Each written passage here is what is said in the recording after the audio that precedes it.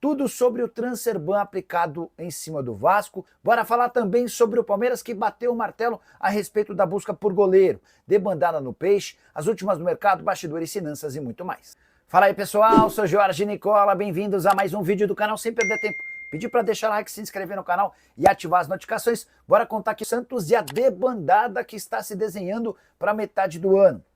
O Gil deve ser o primeiro a liderar esse movimento de saídas do clube. Gil e Santos discutem desde a semana passada a rescisão do contrato de forma amigável. Gil, inclusive, nem tem participado dos treinos, e ele nem pode mais jogar pelo Campeonato Brasileiro, senão ficaria impedido de atuar por um outro clube da Série A, porque já tem 6 partidas. Situação bem parecida à de Guilherme, atacante que chegou a ser artilheiro e o principal jogador da equipe na Série B do ano passado. Guilherme também fez um bom campeonato paulista, mas vem sendo alvo de muitas críticas. E tem propostas para deixar o clube, foi especulado no Cruz Azul e há quem garanta até que ele possa pintar num rival como o São Paulo. Santos e Guilherme tentam chegar a um denominador comum. Ele só sai do Peixe mediante compra e por um valor relativamente alto. Já João Paulo, goleiro, e Diego Pituca também podem deixar o clube. Eles acabaram perdendo espaço, são jogadores com um custo alto e diante de propostas pelo menos razoáveis, dá para imaginar que possa existir acordo. A ideia do Santos com a saída de todos esses jogadores é economizar pelo menos 2,5 milhões de reais por mês, que ajudariam no fluxo de caixa. Santos que encontra enormes dificuldades financeiras, já havia contado para vocês sobre o problema em relação a Neymar, que custa 21 milhões de reais por mês ao Santos. Santos ainda deve ao atacante 36 milhões de reais referentes à imagem e o contrato acaba em 40 dias. Só para completar sobre o Peixe, contar que Soteldo teve lesão no músculo bíceps femoral da coxa esquerda, identificada após exames. Já iniciou o tratamento e certamente não joga as próximas partidas santistas. Hora de falar sobre o Palmeiras que bateu o martelo em relação a goleiro. Tenho contado para vocês sobre a busca alviverde no mercado por um goleiro. O nome do sonho seria o do Léo Jardim, que pertence ao Vasco, mas também já disse para vocês que a tendência é que o Léo tenha automaticamente seu contrato renovado no Vasco. Se ele disputar pelo menos 50% das partidas oficiais do clube, o vínculo é prorrogado por mais um ano. Dessa maneira, o Palmeiras não vai ter a oportunidade de assinar um pré-contrato como o Léo Jardim, como tinha interesse. Outro nome que surgiu recentemente na pauta alviverde, Gabriel Grando. E a ideia do Palmeiras em relação ao Grando era contratá-lo agora do Grêmio para repor a saída do Marcelo Lomba, que tem proposta oficial para jogar no Fluminense. Mas, diante da dificuldade em contratar o Grando do Grêmio e com a convicção de que não se trata de um goleiro extremamente pronto, o Palmeiras decidiu cancelar o negócio do Lomba com o Fluminense e acabou com qualquer tratativa em relação ao Grêmio pelo Gabriel Grando. Dessa maneira, o Palmeiras terminará a temporada com Everton como titular e Marcelo Lomba como reserva, mesmo levando em consideração que um tem 37 anos de idade, o Everton, e o outro tem 38, ambos fazendo aniversário no mês de dezembro. Para a próxima temporada, aí sim, o Palmeiras reabre buscas para um outro goleiro. A ideia é ter alguém que possa começar a rejuvenescer essa posição, pensando na sucessão do Everton. Só para completar, registrar uma curiosidade envolvendo o líder Palmeiras no Campeonato Brasileiro. Brasileirão marcado por poucas vitórias de visitantes. Foram apenas 13 vitórias de times fora de casa nos 90 jogos disputados. E desses 13, 5 vitórias foram do Palmeiras, 5 jogos e 5 triunfos na condição de visitante. O Palmeiras tem 100% de aproveitamento e é líder do campeonato hoje, com uma vantagem de 4 pontos em relação ao vice-líder, graças basicamente a esse desempenho espetacular longe da sua casa. Hora de te explicar sobre o transfer ban que o Vasco recebeu da FIFA. Transfer ban é uma punição que impede o Vasco de registrar atletas como reforços pelas próximas 3 janelas. Esse transfer ban acaba assim que o Vasco se acertar com o Nantes da França. A dívida é referente à compra do atacante Adson, que na temporada passada havia custado 26 milhões e 600 mil. O problema é que o Vasco pagou bem pouco dessa dívida e hoje o clube francês cobra cerca de 25 milhões de reais. O Vasco se defende afirmando que não pode fazer o pagamento por causa do processo de recuperação judicial. Vou ler um trecho da nota, abre aspas, de acordo com a legislação brasileira aplicável à recuperação judicial, o clube está impedido de realizar o pagamento. Da mesma forma, a jurisprudência dominante do Comitê Disciplinar da FIFA é no sentido de reconhecer a jurisdição das legislações nacionais e não aplicar a referida sanção em caso dessa natureza. Então o Vasco se defendendo, afirmando que ao entrar no processo de recuperação judicial está impedido de fazer os pagamentos e que a FIFA deve reconhecer as legislações locais, no caso, não poderia aplicar essa punição. Como a janela de inscrições está fechada por aqui, nesse momento isso nem causa grandes problemas ao Vasco. Cruz Maltino vai poder se reforçar entre 1º e 10 de junho, numa janela específica para o Super Mundial de Clubes, e a partir de julho, quando a janela maior abre por aqui. Eu quero saber que Vasco que vem. Provavelmente o mesmo time. Não tem muita mudança, não, né? O Diniz não muda muito, Coutinho né? foi expulso na última partida, mas para a Copa do Brasil não vale essa expulsão, então ele deve jogar contra o Operário normalmente. Deve ser um time formado por Léo Jardim, Paulo Henrique, João Vitor, Luiz Gustavo. Na lateral esquerda, Lucas Piton, Hugo Moura, Tietê, Coutinho. Na direita, Arrayán. Na esquerda, o Nuno Moreira. E na frente, o artilheiro Verratti, que, como eu disse ontem, chegou a 50 gols com a camisa do Vasco em 101 jogos. Ou seja, é praticamente como se ele fizesse gol. Jogo sim, jogo não. Jogo sim, jogo não. Impressionante como esse cara vem identificado com a camisa do Vasco da Gama e é um dos pilares aí dessa equipe para o jogo de hoje contra o Operário. Acredito que vai ser um jogo um pouco mais difícil do que muita gente está imaginando, porque o Operário empatou com o Vasco em 1-1 fora de casa, e aí você olha a postura do Fortaleza, é uma postura de um time que veio jogar. O Operário não. O Operário vai realmente tentar arrancar uma classificação do Vasco em São Januário. O Vasco, desde o ano passado, em São Januário, inclusive, não perde jogos de Copa do Brasil, muito pelo contrário, conseguiu chegar na semifinal e até mesmo o jogo que foi eliminado acabou empatando, né? Não é mais um ambiente hostil. Não, muito pelo contrário. Lembra? Verdade. Pegou a referência? Verdade, peguei. Muito pelo contrário, assim. Não é um ambiente hostil. O Fernando Diniz fala sobre isso, inclusive. Eles estão aqui não é para reclamar da gente, claro, não é pra... que não. Muito pelo contrário, a gente quer ganhar. Eles querem ganhar também, eles querem apoiar o time. E pro torcedor do Vasco, com todo o respeito, um pouco só já é suficiente para fazer uma festa. E isso não é que, meu Deus, fica valorizando pouco. Não, é que o torcedor do Vasco é um torcedor que tem que ser muito valorizado, que na derrota, no empate, na vitória, está sempre apoiando. Então hoje a gente deve ter casa cheia em São Januário e a minha expectativa é de vitória, realmente carimbando essa classificação para se preparar para a partida do próximo sábado contra o Fluminense. A gourmetização ainda não chegou na torcida do Vasco. Pelo contrário. Um pouco sobre isso.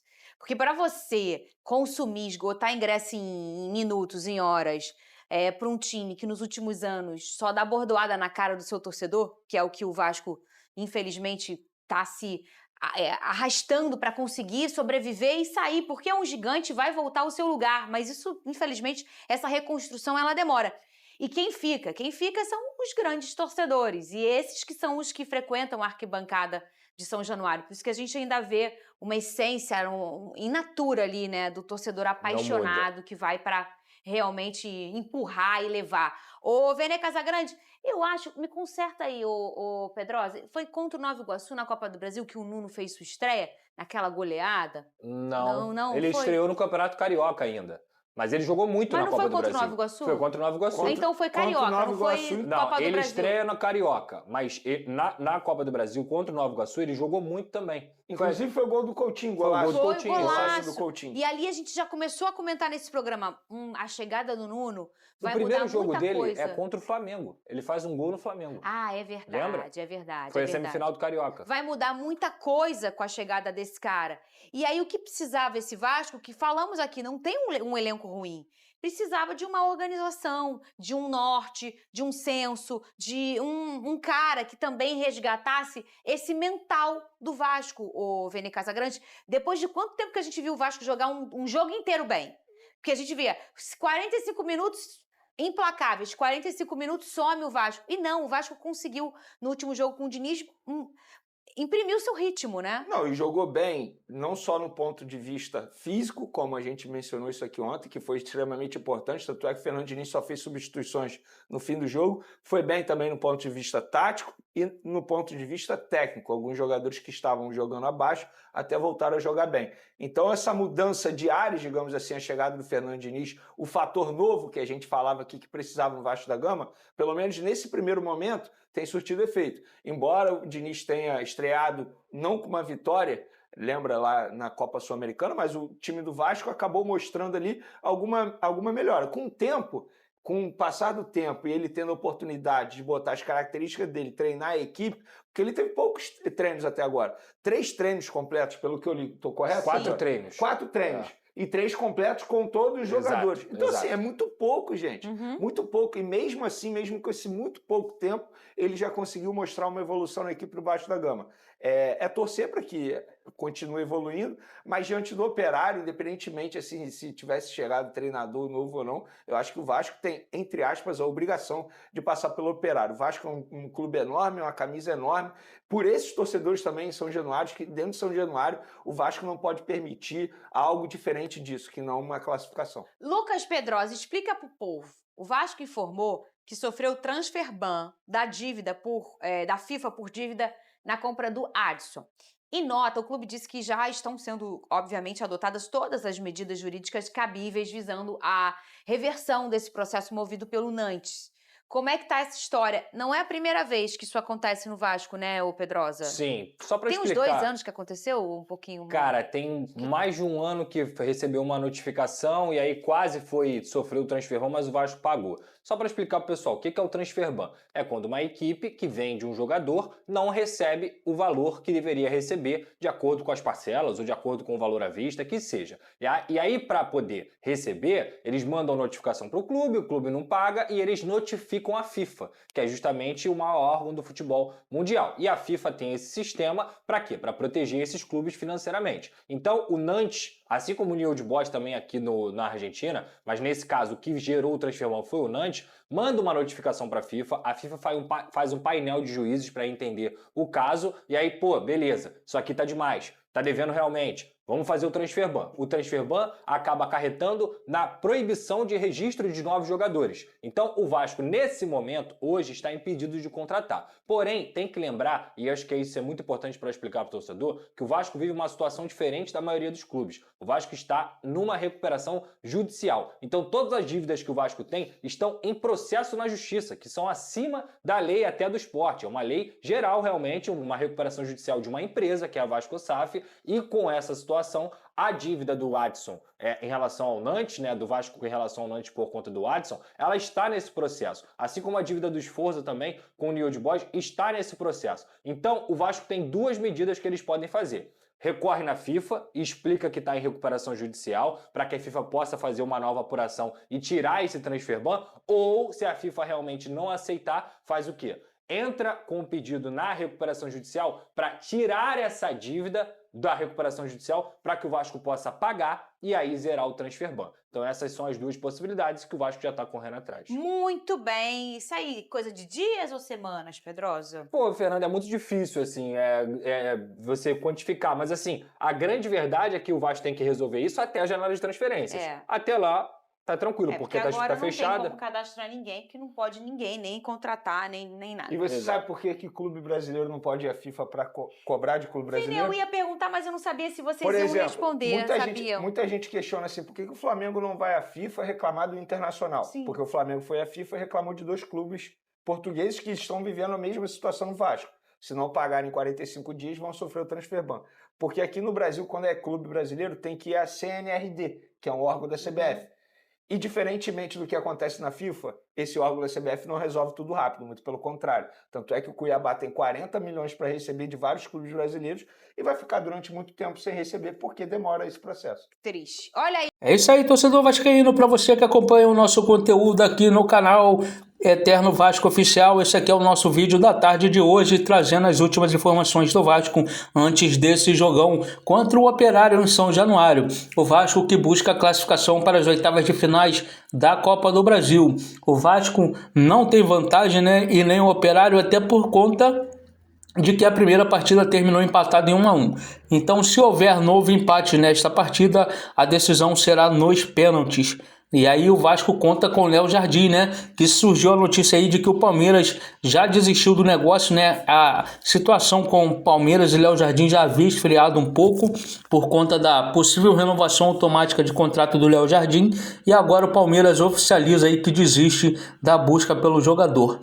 E sobre esse transfer ban aí, né, o Vasco já comunicou que está resolvendo, né, tentando resolver para saber o que vai acontecer daqui para frente.